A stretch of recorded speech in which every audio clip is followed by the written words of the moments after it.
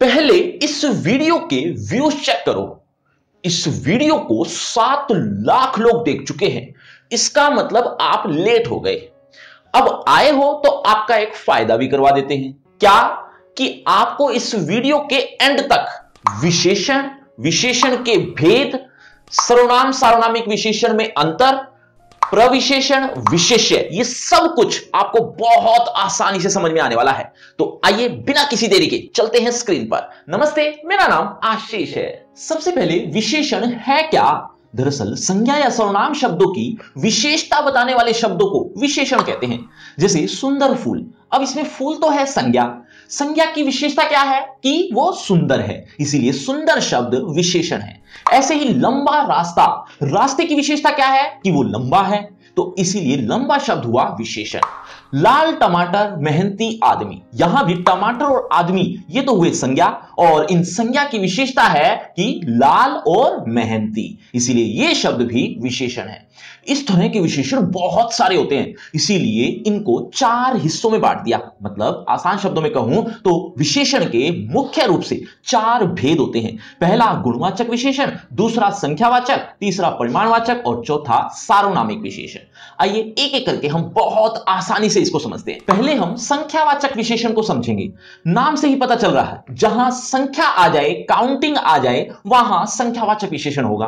परिभाषा की बात करूं तो जिस विशेषण से संख्या का बोध होता है वहां संख्यावाचक विशेषण होता है।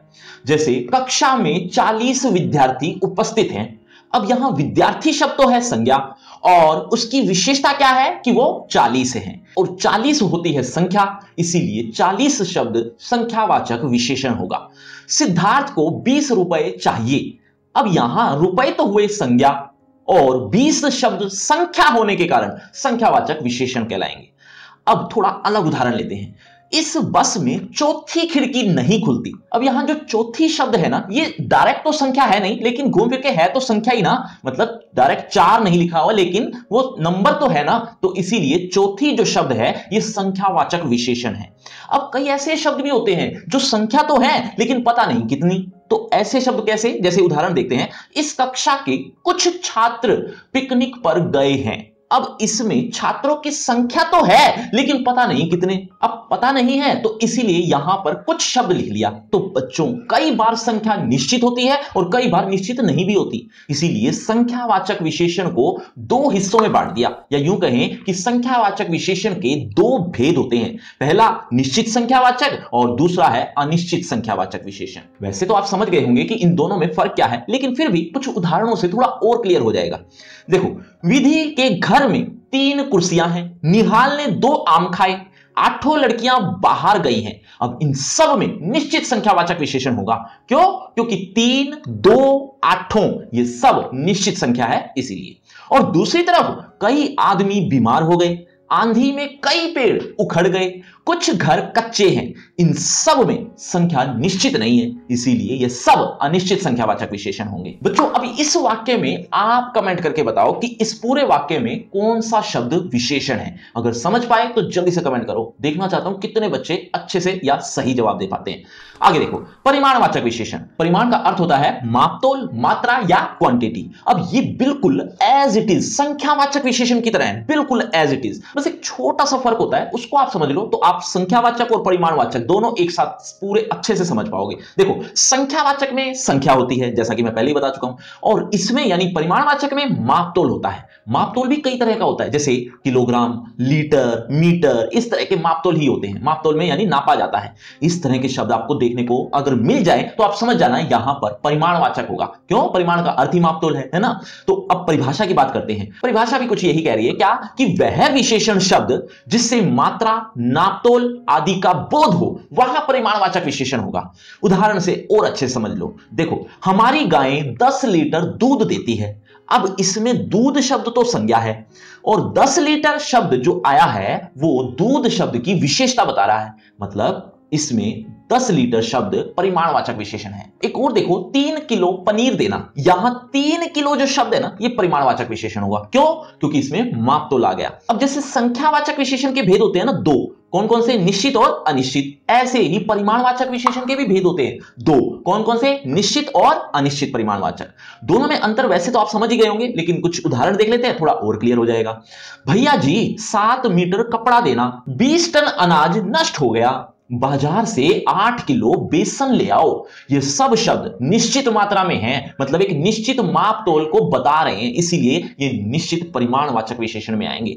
इसी तरह मुझे थोड़ा अनाज चाहिए, ऐसे ही आज कम दूध देना, चाय में ज्यादा पानी डालना, ये सब चीजें मापतोल में नापी जाती है ना, ये सारी चीजें, लेकिन इनके साथ मापतोल की मात्रा निश्चित नहीं है, इसीलिए ये सब शब्द अनिश्चित परिमाणवाचक विशेषण में आएंगे, है ना। बच्चों अब आपकी बारी है। इस वाक्य में विशेषण का कौन सा भेद है, ये अब आप बताओ। देखते हैं कितने बच्चे मेरी बातें ध्यान से समझ पा रहे हैं। सार्वनामिक विशेषण, जो सर्वनाम शब्द संज्ञा शब्द से पहले आकर विशेषण का काम करते हैं उन्हें सार्वनामिक विशेषण कहते हैं। आसान शब्दों में समझो, ऐसे तो आपको समझ में आएगा नहीं। देखो, आपने कभी ना कभी किसी ना किसी क्लास में सर्वनाम जरूर पढ़े होंगे, है ना। अगर नहीं पढ़े तो लिंक मैं डिस्क्रिप्शन बॉक्स में दे दूंगा, जरूर एक बार तो देख ही लेना सर्वनाम होते क्या है।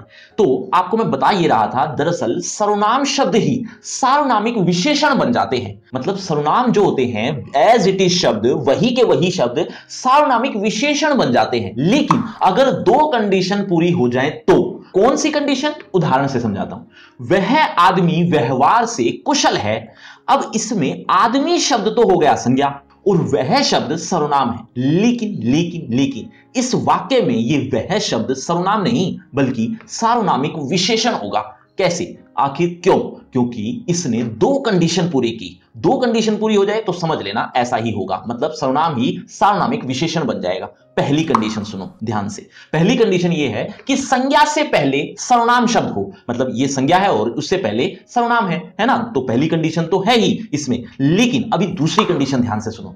जो सर्वनाम शब्द आया है वह उसी संज्ञा के लिए आया हो जो उसके बाद संज्ञा आई है। मतलब वह शब्द किसके लिए आया है? मतलब वह कौन है? तो वह तो आदमी ही है ना। तो इसीलिए ये सर्वनाम शब्द आगे आई संज्ञा शब्द के लिए है, तो ये दूसरी कंडीशन पूरी हो गई। और जब दोनों कंडीशन पूरी हो जाए तो समझ लेना कि ये सर्वनाम नहीं सार्वनामिक विशेषण कहलाएगा।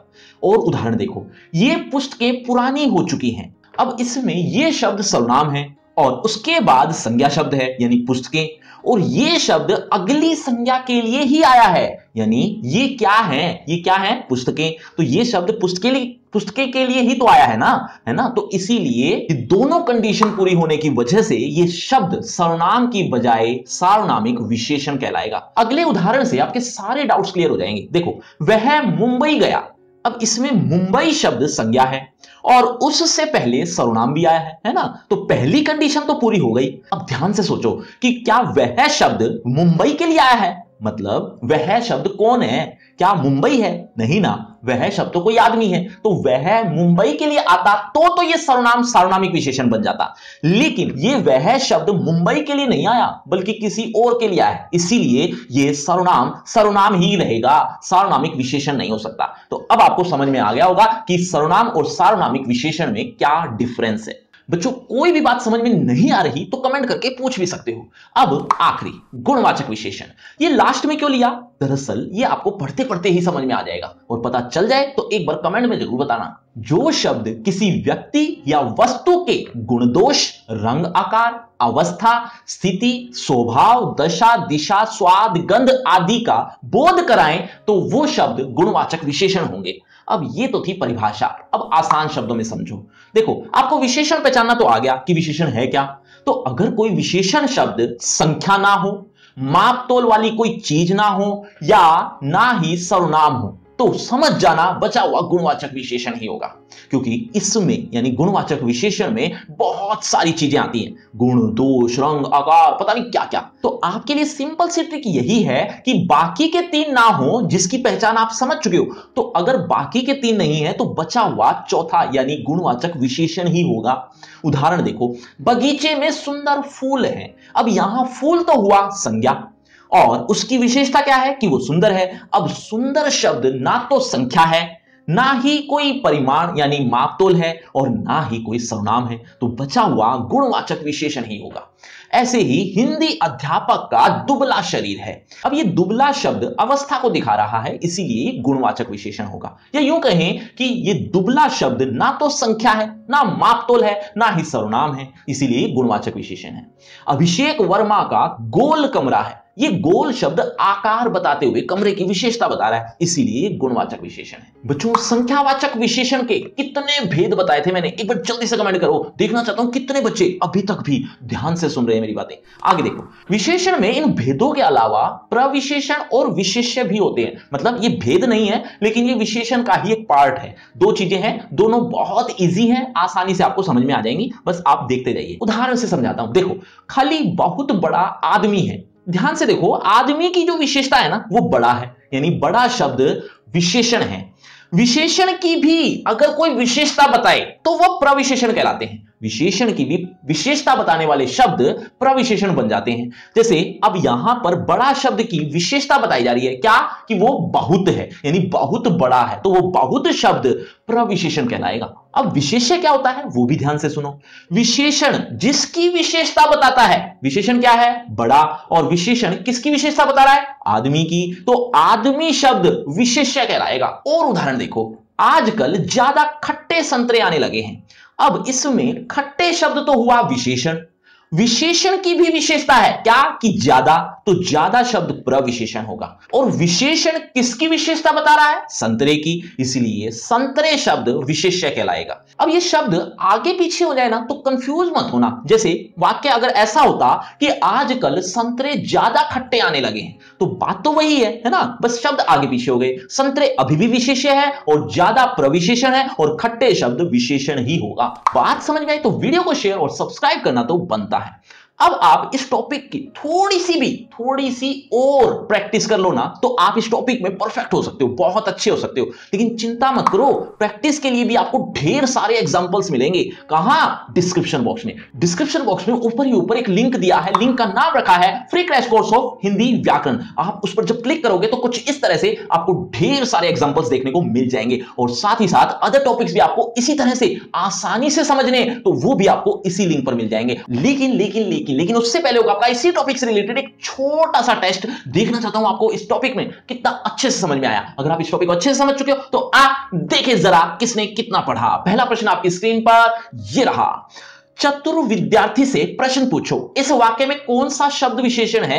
बच्चों, हर प्रश्न के बाद आपको 5 सेकंड मिलेंगे आंसर देने के लिए। आप अपना आंसर कमेंट करते रहना, एंड में देखना चाहता हूं किसके कितने आंसर ठीक हुए। चतुर विद्यार्थी से प्रश्न पूछो, इस वाक्य में कौन सा शब्द विशेषण है। ऑप्शन ए पूछो, बी प्रश्न, सी विद्यार्थी, डी चतुर। आपके 5 सेकंड होते हैं अब। 5 4 3 2 1 0। सही उत्तर है ऑप्शन डी चतुर। चलिए बच्चों, अगले प्रश्न की तरफ। अगला प्रश्न आपकी स्क्रीन पर ये रहा, मीठा अमरूद में मीठा विशेषण किस कोटि का है। ऑप्शन ए परिमाणवाचक, बी गुणवाचक, सी व्यक्तिवाचक, डी संख्यावाचक। 5 4 3 2 1 0। सही उत्तर है ऑप्शन बी गुणवाचक। चलिए बच्चों, अगले प्रश्न की तरफ। अगला प्रश्न, यह मकान मेरे भाई का है, यह का विशेषण भेद बताइए।